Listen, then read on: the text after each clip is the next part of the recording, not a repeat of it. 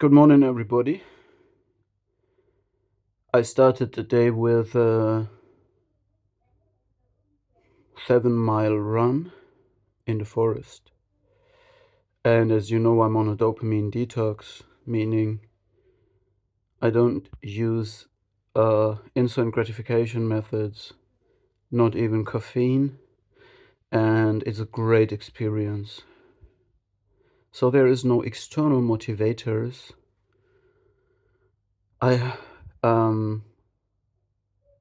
forced gently back to listening to positive emotions and motivators to make me go. There's not even the kicking coffee. I'm not first taking a warm shower, having a good breakfast, indulging in sexual behavior, uh, doing all these things and then starting the day as a deeply satisfied, tired lion. No, I'm waking up hungry and I go running. I do this even before the day starts, all right? So it's positive motivation and it feels very good. And I wonder why people whose child care is a performative action not rooted in real empathy, and people who are utterly dysfunctional, why they why they decided to mess with me. And the answer came to me as an inspiration for this video when I was running. The thing is, I lived in a situation. I try to protect the privacy of these people as far as I think is appropriate. I lived in a situation and I was like the archetype of the poet and the dreamer. So I avoided conflict. I was immature, an immature archetype. Children are just waking up. I'll just close the door and tell them that I'm soon finished. Wait a second, please. So I was a person that followed too much intuition. I was the poet, the dreamer. I'm also already a high performer in my job and how I took care of my children. But also I had this narcissistic anima in myself, meaning it was an anima that I was dreaming of writing poems for, like my muse, and it was infused with autoerotic qualities and fantasies, something that I chase but never reach and project onto other people. So in this stage, I met so there was a person coming into my family, and my intuition showed me and revealed who this person is to me. And I wrote a poem that I then had to diffuse a little bit because it was like too revealing, and I tried to get it a little bit more acceptable. But this poem created a huge narcissistic injury, and I think it made the person feel like it's unfair.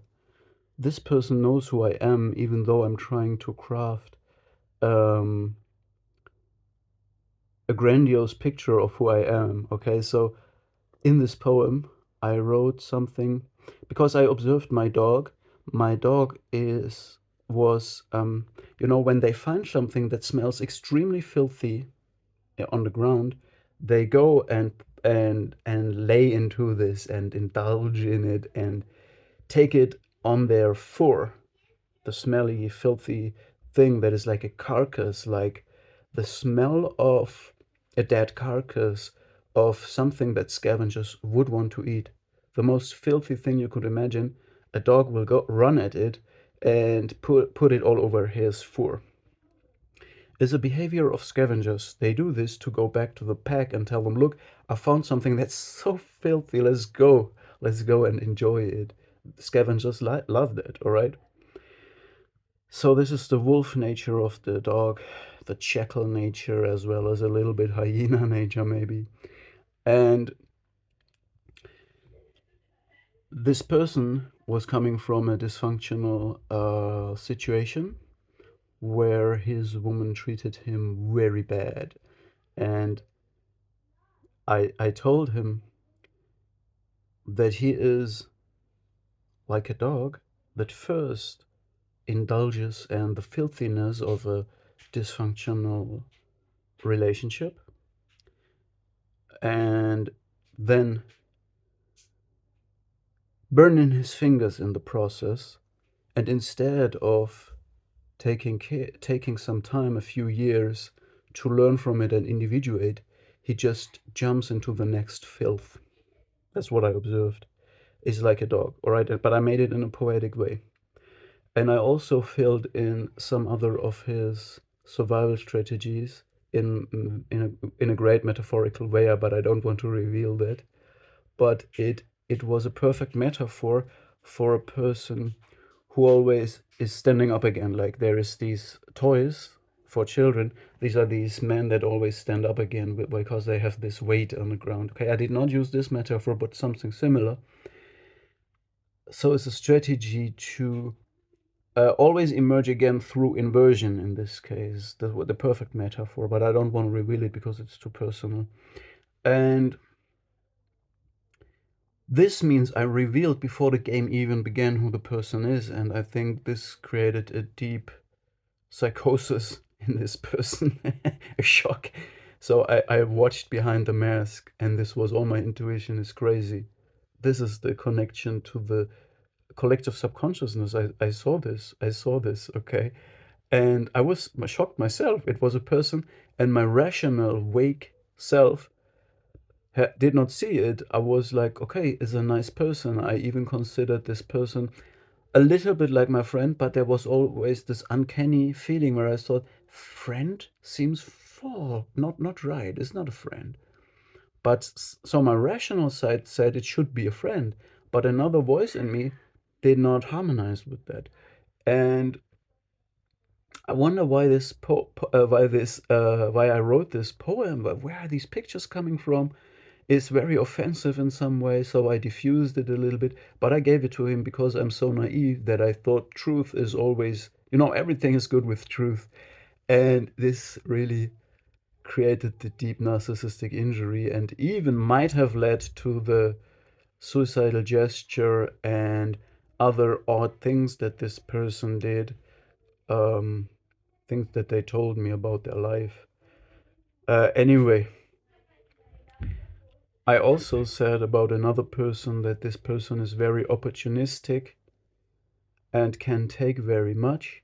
Taking very much or take a lot means, by the way, having unrealistic expectations of other people.